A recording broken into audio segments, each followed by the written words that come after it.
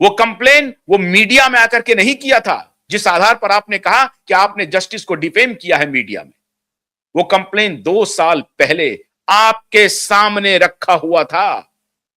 माननीय जजेज, मिलॉर्ड, आपके समक्ष रखा हुआ था। कई 100 पन्नों के वो कंप्लेन थे, लेकिन किसी के कान पर जू नहीं रेंग रही थी। आपने गलत आधार बनाया। आपने कहा कि अगर आपको जज के खिलाफ कुछ भी बोलना था, कहना था, तो आप अदालत में कहते। तो अदालत में तो 2 साल पहले वो चले गए थे। इसकी तहकीकात आपने नहीं की। लेकिन ये आपको अखर गया, ये आपको गवारा नहीं हुआ कि नीलेश ओझा मीडिया में जाकर के जस्टिस रेवती मोहिते डेरे के खिलाफ बोल रहे हैं। अच्छी बात है। अगर वो अदालत में पहले नहीं बोलते, क्योंकि आपने ही नोटिस में कहा है कि अगर आपको माननीय जज के खिलाफ कहने का, कुछ रखने का पूरा अधिकार है, ये आपका मौलिक अधिकार है, फंडामेंटल राइट है, क्योंकि जजेस are not above the law, ये आपको मालूम है।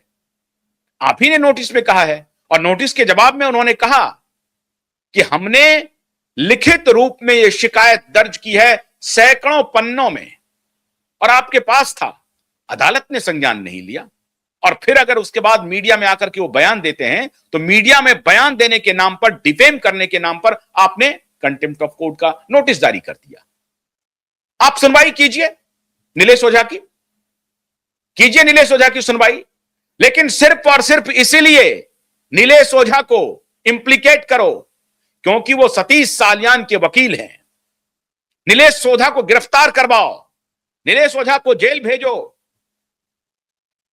वकीलों के मुंह को बंद करने का षड्यंत्र रचा गया उसी अदालत में। और आज मैं पूरी जिम्मेदारी से कह रहा हूं, मैं हैरान हूं कि एक मोहतरमा आकर के कह रही हैं कि अदालत का अपमान हो रहा है। अदालत के लिए अगर कोई सवाल पूछा जाए तो वो अदालत का अपमान नहीं है, बिल्कुल नहीं है अदालत का अपमान। मेरे नाम की चर्चा हो रही है हाई कोर्ट में। मैं उस मोहतरमा को जानता नहीं हूं, मैं कभी मिला नहीं, मैंने कभी उनकी तस्वीर देखी नहीं, लेकिन मेरे नाम का जिक्र करके अदालत में मुद्दे उठाए जा रहे हैं कि आशुतोष पाठक और क्यूबाइड नेटवर्क अदालत की अवमानना कर रहा है। मैं हैरान हूं। हमने कब अदालत की अवमानना की? हमें अदालत से सवाल पूछने का अधिकार है। हम जनता के प्रतिनिधि हैं, हमारा उत्तरदायित्व जनता के प्रति है, हमारी जिम्मेदारी जनता के प्रति है, और माननीय अदालत की भी जिम्मेदारी जनता के प्रति है। इसीलिए तो यह प्रोवर्ब बना कि justice has to be seen, not only delivered और delivering, justice has to be seen. Justice को होता हुआ दिखना भी चाहिए। फिर क्यों नहीं हुआ? फिर हमने अगर कोई सवाल उठा दिया तो हमें भी कटघरे में खड़े करने की कोशिश हो रही है।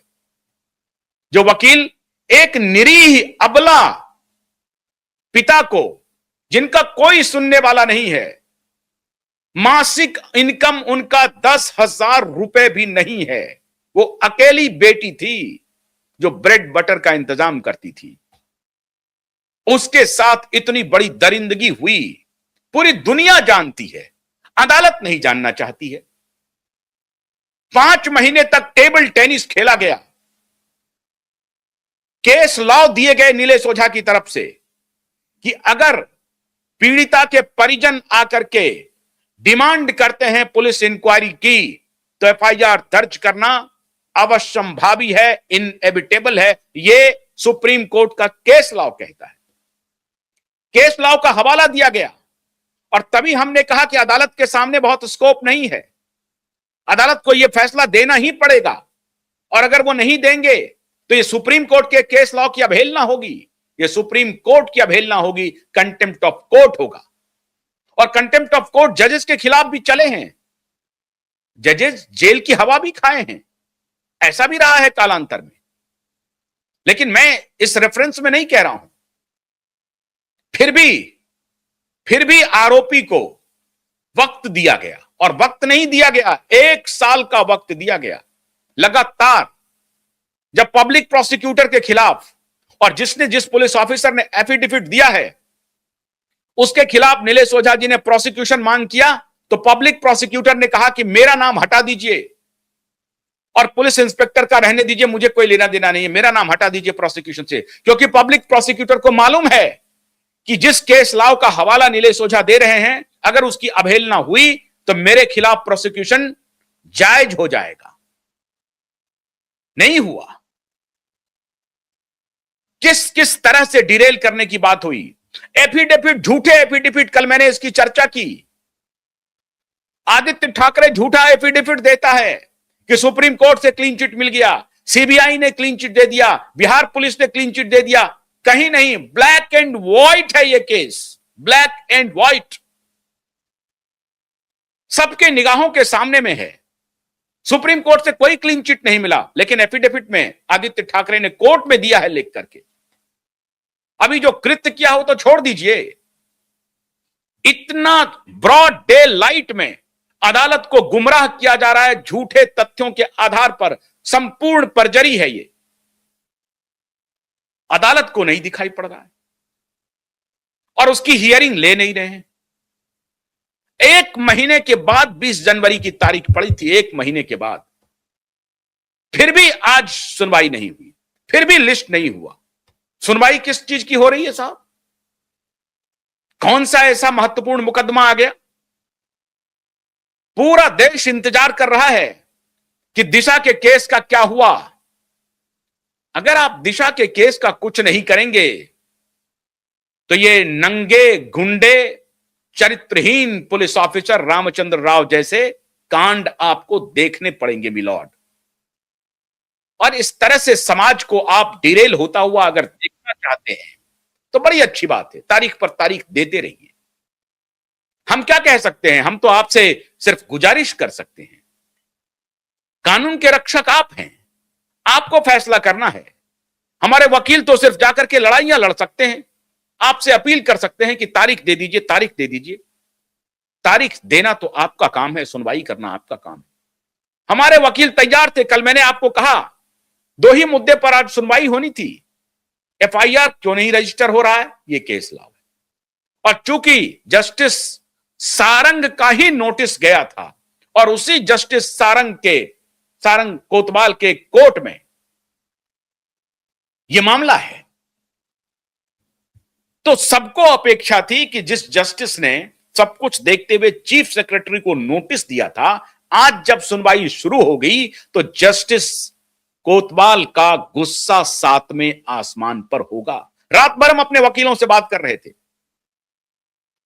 और हम ये पूरा प्रीम्प्ट कर रहे थे कि आज जब सुनवाई शुरू हो गई तो जस्टिस सारंग कोतवाल का गुस्सा देखने लायक होगा। और वो पूछेंगे कि 8-9 महीने पहले, 9 महीने पहले तो मैंने ये दिया है फैसला, उसकी तामील हुई क्यों नहीं? क्यों नहीं हुई?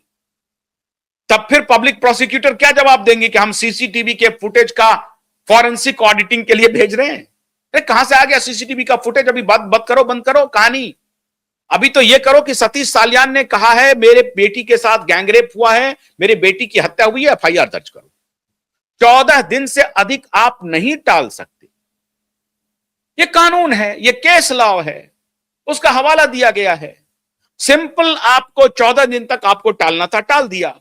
14 दिन के बाद जिस पुलिस वाले ने एफआईआर नहीं दर्ज किया है उसके खिलाफ कार्रवाई होनी है। कल नीलेश ओझा ने बहुत बारीकी से समझाया मित्रों कि नए डीजीपी जो महाराष्ट्र के हैं दाते साहब, वो दाते साहब के पास डायरेक्ट ये केस नहीं है, क्योंकि मालवनी पुलिस स्टेशन और एसआईटी रिपोर्ट कर रहा है मुंबई के पुलिस कमिश्नर को और मुंबई पुलिस कमिश्नर रिपोर्ट कर रहा है होम सेक्रेटरी को। डायरेक्टली वो डीजीपी को रिपोर्ट नहीं कर रहा है। और ऐसा इसलिए मैंने कल भी बताया था कि डीजीपी और मुंबई पुलिस कमिश्नर का रैंक कई बार समकक्ष हो जाता है, तो इसीलिए उनको कई बार जो सीनियरिटी में या एक ही बैच के जो आईपीएस ऑफिसर होते हैं वो भी दोनों जगह सुशोभित हो सकते हैं। मुंबई के पुलिस कमिश्नर भी हो सकते हैं और डीजीपी भी हो सकते हैं। तो यह है मुंबई के पुलिस कमिश्नर का ओहदा, इतना महत्वपूर्ण है। तो मुंबई का police commissioner that way report करते हैं वो होम सेक्रेटरी को। अब ऐसी परिस्थिति में अब जो भी टेक्निकलिटीज हो, लेकिन दाते साहब के पास यह केस गया नहीं। लेकिन आज पूरी संभावना थी कि जब हियरिंग शुरू होगी तो नीलेश ओझा जी कहेंगे कि दाते साहब के देखरेख में पुलिस की एसआईटी गठित हो और उनको सुपरविजन के लिए कहा जाए। और समीर बानखेड़े का भी नाम वो ले रहे थे, उन्होंने पहले एफिडेविट में लिख के दिया हुआ है। जब वो एनआईए के चीफ थे दाते साहब, तब उनका एफिडेविट में नाम है। और ये बात मैं आपको बता चुका हूं कि अभी जो वर्तमान डीजीपी हैं महाराष्ट्र के, वो जब एनआईए के चीफ थे उस वक्त भी एफिडेविट में कहा गया है कि दाते साहब के जैसा या समीर बानखेड़े के जैसा पुलिस ऑफिसर और ऐसे ऑफिसर की देखरेख में एसआईटी बने और कोर्ट मॉनिटर्ड इंक्वायरी हो। यह प्रेयर है।